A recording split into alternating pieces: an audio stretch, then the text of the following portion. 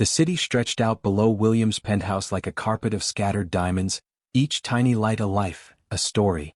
His own story, he reflected as he adjusted the cufflinks on his impossibly white shirt, was one written in balance sheets and stock reports.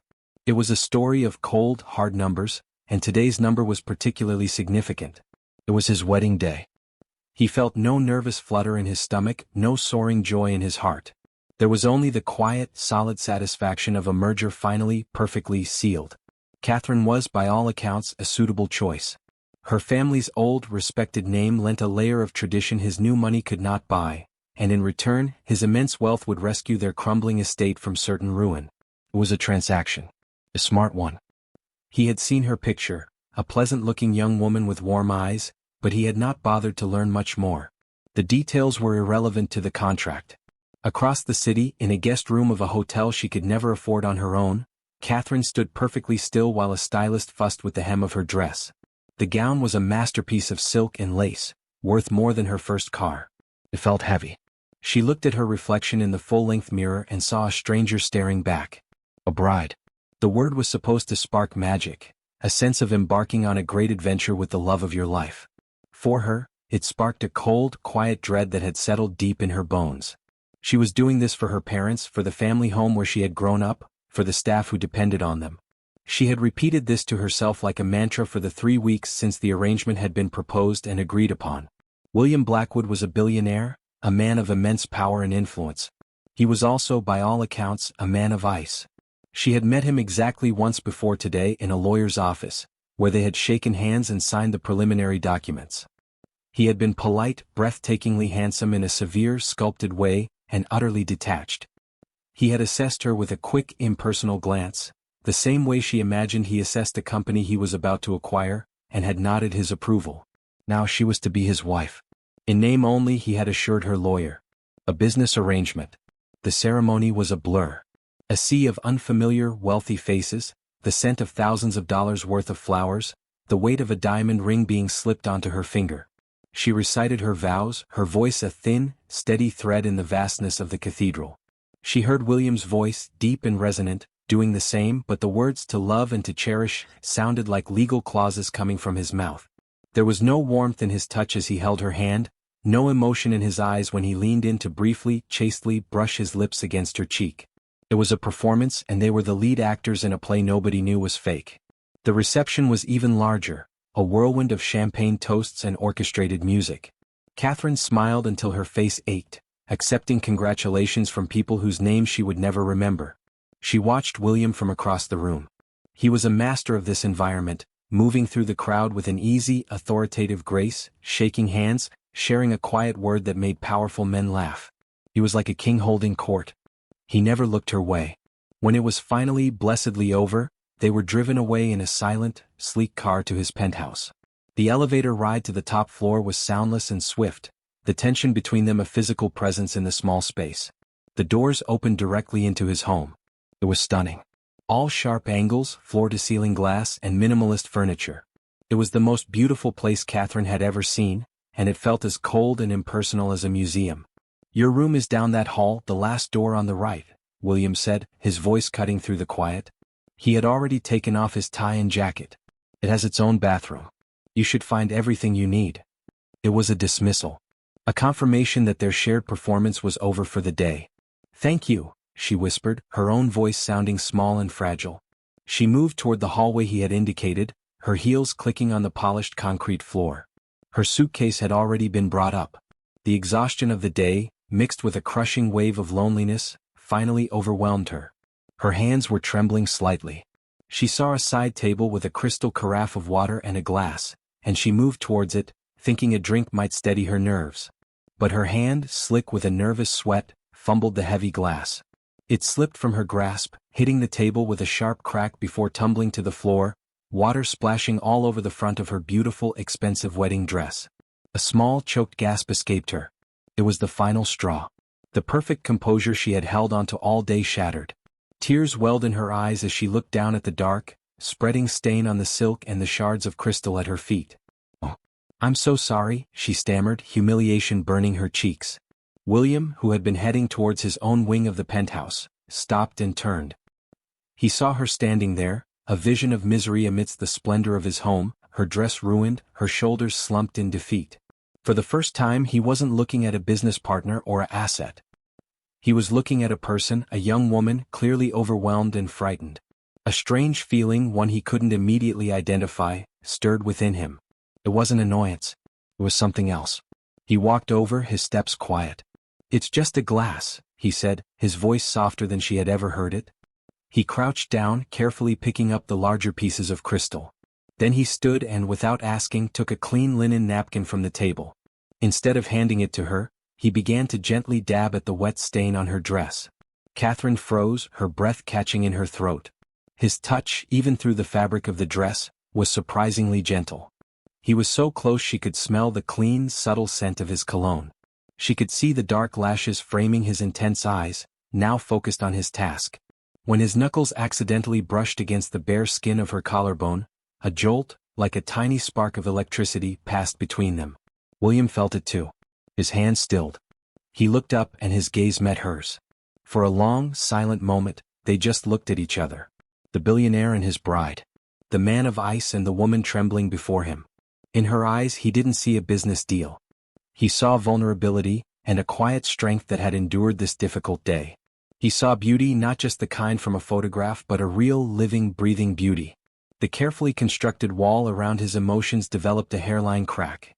A small, genuine smile, the first one all day, touched his lips. "It's all right, Catherine," he said, her name feeling new on his tongue. "We'll figure this out." The words were simple, but they held a new meaning. They weren't about the dress or the broken glass. They were about everything. The awkwardness of the evening melted away, replaced by a new, charged awareness. She managed a small, tentative smile in return. Without another word, he finished cleaning up, and they both retreated to their separate rooms. But as William lay in his large, empty bed, staring at the ceiling, the image of Catherine's wide, surprised eyes was all he could see. And for the first time in a very long time, the silence of his perfect penthouse felt deeply, profoundly wrong. The days that followed the wedding settled into a new, strange rhythm within the stark beauty of the penthouse. The initial icy formality had thawed, replaced by a cautious and curious dance. They were two planets that had been flung into the same orbit by a cosmic deal, and now they were slowly, tentatively learning each other's gravitational pull. The silent breakfasts were the first thing to change. On the third morning, William, already dressed in a suit that cost more than most people's cars, did not immediately bury himself in the financial tablet propped beside his orange juice. He watched Catherine as she entered the room, looking small and thoughtful in a simple robe. She hesitated, as she always did, before choosing a seat not at the opposite end of the long table, but one chair closer to him. "Did you sleep well?" he asked. The question was simple, polite, but it was the first personal question he had ever asked her outside of the required script of their wedding day. Catherine looked up, a little startled. "Yes," she said, then, feeling the need to be more honest, added, "The bed is very large. It's quiet." William gave a slow nod, a understanding passing between them that needed no further words. It was a shared loneliness. "The city is the noise," he said, gesturing with his chin towards the wall of windows. "You learn to listen to it instead of the silence." That small exchange opened a door. The next day he asked about her family's home, not as a financial asset, but as a place she had loved. She spoke of its sprawling, slightly wild gardens and the old library that always smelled of leather and dust. He listened, truly listened, and she saw a flicker of interest in his eyes that had nothing to do with profit or loss. In return, he began to share fragments of his own life. Not the grand successes, but the small, grueling details of building his company from a single room with a flickering light bulb. He spoke of eating cold pizza for 3 days straight to afford a crucial software license, a world away from the crystal carafes and private chefs that now surrounded them. Their conversations became the highlight of her days, and though he would never admit it, of his too. He found himself ending meetings on time, a thing he never did, with a vague but persistent urge to be back in the penthouse. He started to notice things about her. The way she always tucked a strand of hair behind her ear when she was thinking deeply. The small, quiet sigh of contentment she made after the first sip of her evening tea. She was no longer just Catherine, his contractual wife. She was a person with habits and nuances, and he was becoming fascinated by all of them. One evening, about 2 weeks after the spilled water, they found themselves on the large, comfortable sofa that faced the panoramic city view. The television was off. They had been talking for over an hour, the conversation meandering from books to a silly childhood memory she shared about falling into a pond. William had laughed, a real, deep, unguarded laugh that seemed to surprise even him. The sound of it warmed Catherine from the inside out. The space between them on the sofa, which had once felt like a mile, seemed to have shrunk to mere inches. The air in the room grew thick and warm, charged with an unspoken tension that was both thrilling and terrifying. William fell silent, his gaze fixed on her. The city lights played in her eyes, making them sparkle. He watched the gentle curve of her smile, a smile he felt he had truly earned for the first time. The urge to touch her, to bridge that final, small distance, was suddenly overwhelming. It was no longer about the contract. It was a deep, primal pull. He slowly reached out, his movements deliberate, giving her every opportunity to pull away. His fingers, strong and sure, gently brushed a stray lock of hair from her cheek before his hand came to rest, cupping the side of her face. Her skin was impossibly soft. Her breath hitched, but she didn't move away. Her eyes were wide, searching his. "Can I kiss you, Catherine?" he asked, his voice a low, rough whisper that vibrated in the quiet space between them. All she could do was nod, a tiny, breathless movement. She was trembling, but it was not from fear. It was from a wild, hopeful anticipation. He leaned in, closing the distance with a slowness that was pure torture and bliss. His lips met hers, and it was nothing like the dry, perfunctory kiss at the altar. This was soft and searching and achingly sweet. It was a question and an answer all at once. It was a beginning. For a long moment, the entire world narrowed to that single point of contact. When he finally pulled back, they were both breathing heavily. The look in his eyes had changed completely. The ice was gone, replaced by a warm, blazing intensity that made her heart hammer against her ribs. That first kiss was a key, unlocking a door to a new level of their relationship. The careful distance they had maintained evaporated. They began to hold hands as they walked through the penthouse. He would touch the small of her back as she passed, a simple gesture that sent a thrill through her. They shared more secrets in the dark, whispers of past hurts and quiet dreams for a future that was suddenly wonderfully uncertain. The intimacy that followed a few nights later was not a planned event. It was a natural, inevitable progression of the closeness they had built.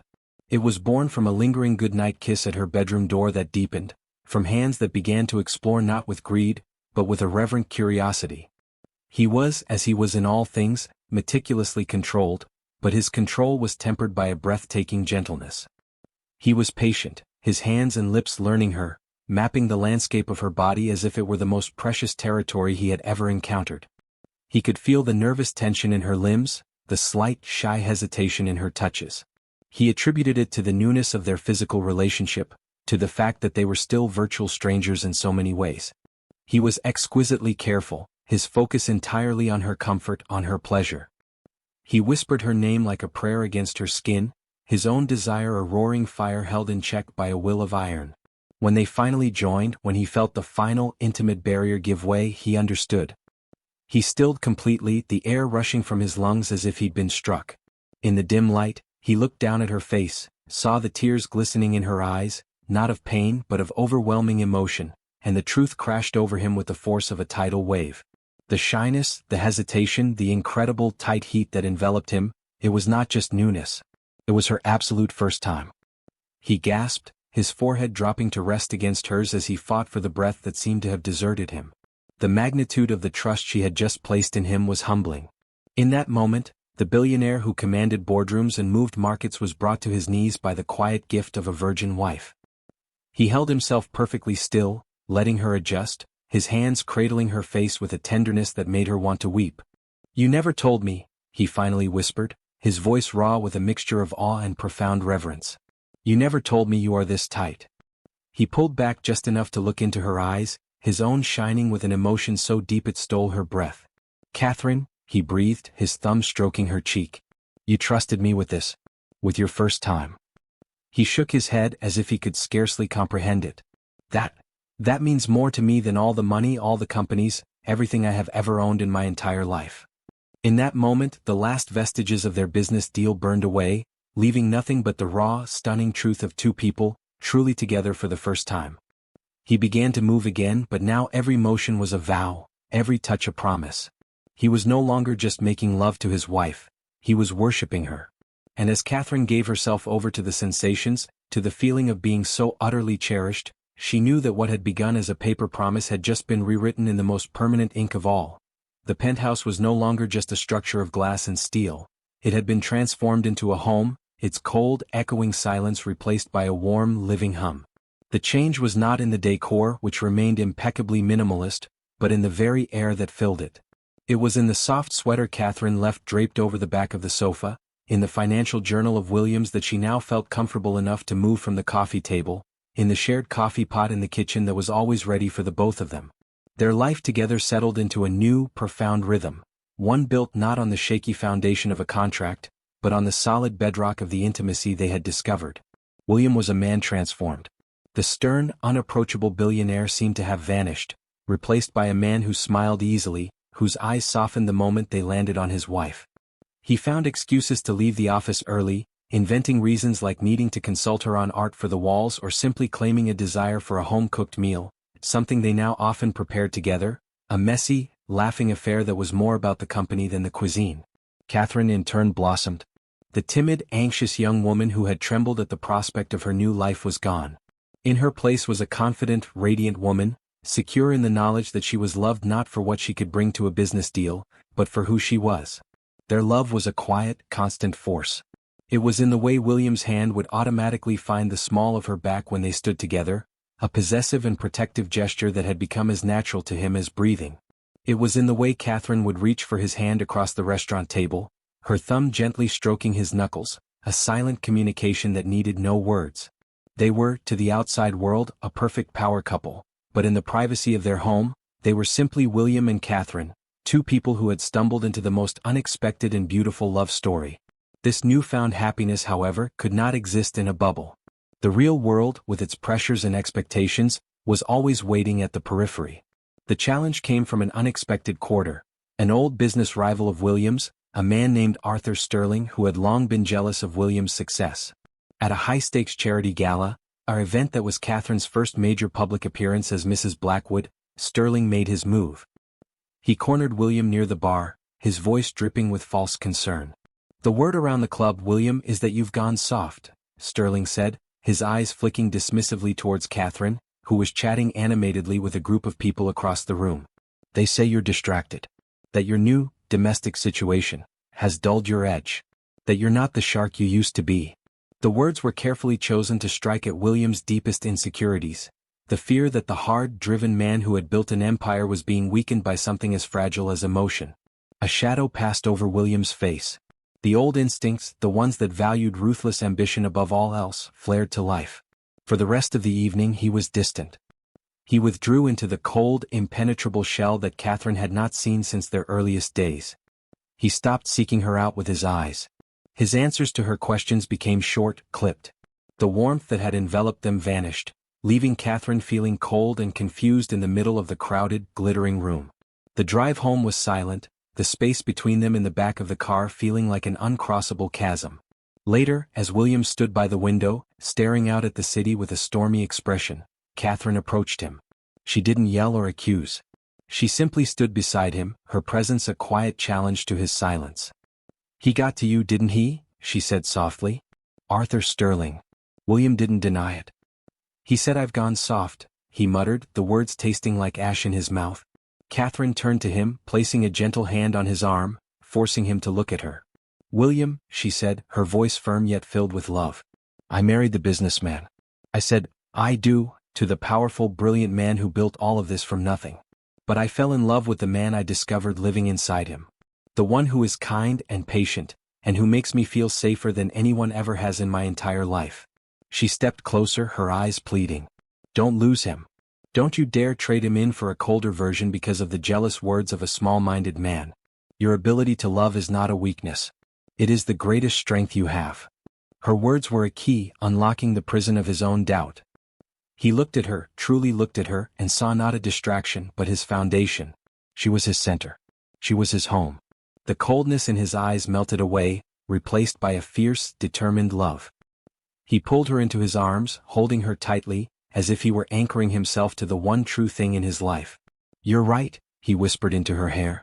"You are absolutely right." The next day William did not retreat. He went on the offensive. In a move that was talked about for weeks in financial circles, He not only secured the deal Sterling had been coveting, but he did so with a very public, very deliberate flourish. At the press conference announcing the merger, with Catherine standing proudly by his side, he concluded his remarks by looking directly into the cameras. "Success is meaningless if you have no one to share it with," he said, his voice ringing with conviction. "My wife, Catherine, is my partner in every sense of the word. She is my greatest asset not because of any business she brings, but because she makes me a better man. She is the reason I fight, and she is the heart of everything I do."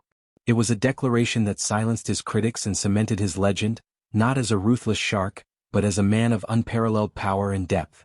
On the evening of their first anniversary, William led Catherine, her eyes blindfolded, to the rooftop garden of their penthouse. When he removed the silk scarf, she saw that he had recreated their living room setup from the night of their first kiss. The same sofa, the same soft blankets, the same view of the city.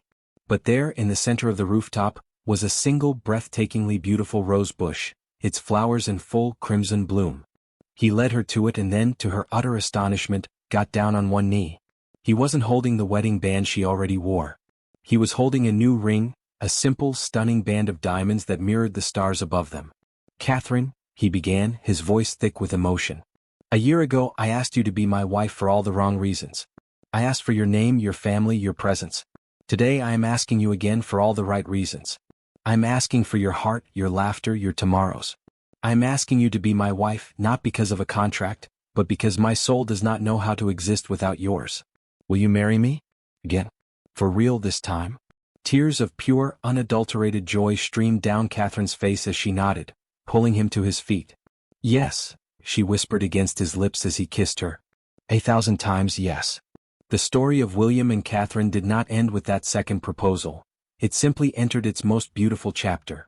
Years later, the penthouse was filled with a different kind of noise. The pitter-patter of small feet, the sound of a child's laughter echoing through the halls. Their daughter, with her mother's warm eyes and her father's determined spirit, was the living, breathing testament to their love. William, who had once found the silence of his home to be a comfort, now found its greatest music in the chaotic, loving sounds of his family. He would often stand in the doorway watching Catherine read a bedtime story to their little girl, his heart so full he thought it might burst. The man who had everything had discovered that he had, in fact, had nothing at all until he had found her. Their love had started as a secret, a tiny spark in the dark, and had grown into a forever flame, warming them for a lifetime. Their journey proves that the most powerful stories are not always the ones that begin with love at first sight, but the ones that discover it in the most unexpected of places, building a forever that is stronger than any deal and more precious than any fortune. If you were moved by the story of William and Catherine, and you want to read more unforgettable journeys of hearts finding their way home against all odds, be sure to subscribe. New stories of passion, promise, and forever love are waiting to be shared with you, and you won't want to miss a single one.